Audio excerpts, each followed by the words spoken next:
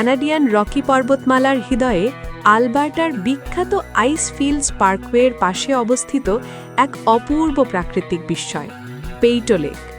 উজ্জ্বল ফিরোজা রং ও নেকড়ের মতো আকৃতির জন্য এই হ্রদটি কানাডার অন্যতম সর্বাধিক আলোকচিত্রীকৃত ও প্রশংসিত স্থান। ব্যানফ ন্যাশনাল পার্কের ভেতরে অবস্থিত পেইটো লেক সমুদ্রপৃষ্ঠ থেকে প্রায় 1880 মিটার উচ্চতায় অবস্থান করছে।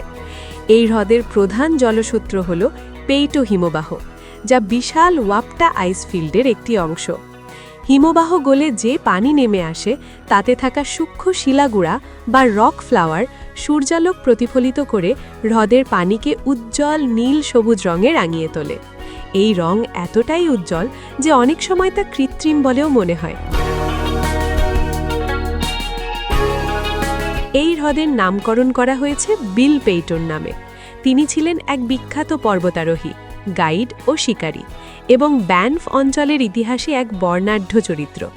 ক্যানাডিয়ান রকির অনুসন্ধান ও পরিচিতিতে তার অবদান এই হ্রদের নামের মধ্যেই চিরস্থায়ী হয়ে আছে। পেইটো লেক দেখার অন্যতম সেরা স্থান হল বো সামিট ভিউ পয়েন্ট। ছোট একটি পাকা পথ পেরোলেই এখান থেকে ওপরে দাঁড়িয়ে পুরো হ্রদটিকে দেখা যায়। ওপর থেকে দেখলে পেইটো লেক একটি হাউলিং নেকড়ে বা শিয়ালের মতো আকৃতি ধারণ করে।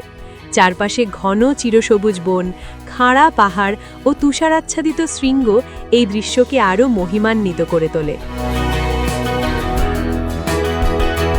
শুধু সৌন্দর্যেই নয়, পরিবেশগত দিক থেকেও পেইটো লেক অত্যন্ত গুরুত্বপূর্ণ। এর ঠান্ডা হিমবাহজাত পানিতে সীমিত জলজ প্রাণী বাস করে, আর আশপাশের বনাঞ্চলে গ্রিজলি ভালুক, নেকড়ে, পাহাড়ি ছাগল ও এল্কের মতো বন্যপ্রাণীর আবাসস্থল রয়েছে। এই অঞ্চল প্রকৃতির সূক্ষ্ম ভারসাম্যের এক জীবন্ত উদাহরণ। তবে পেইটো লেক নীরবে একটি সতর্কবার্তাও বহন করে, জলবায়ু পরিবর্তনের গল্প। সাম্প্রতিক দশকগুলিতে পেইটো হিমবাহ দ্রুত সংকুচিত হচ্ছে। বিজ্ঞানীরা এই অঞ্চলকে বৈশ্বিক উষ্ণায়নের একটি দৃশ্যমান সূচক হিসেবে পর্যবেক্ষণ করছেন। গ্রীষ্মে উজ্জ্বল ফিরোজা জলরাশি কিংবা শীতে বরফে ঢাকা নীরব সৌন্দর্য, প্রতিটি ঋতুতেই পেইটো লেক ভিন্ন রূপে ধরা দেয়। এটি শুধু একটি দর্শনীয় স্থান নয়, বরং কানাডার প্রাকৃতিক ঐতিহ্যের এক শক্তিশালী প্রতীক। পেইটো লেক শুধু একটি হ্রদ নয়, এটি বরফ, জল, পাথর ও আকাশের এক জীবন্ত শিল্পকর্ম, যেখানে নীরবতার মধ্য দিয়েই প্রকৃতি আমাদের তার অপরূপ সৌন্দর্য ও ভঙ্গুর ভবিষ্যতের কথা মনে করিয়ে দেয়। CTC travel Canada.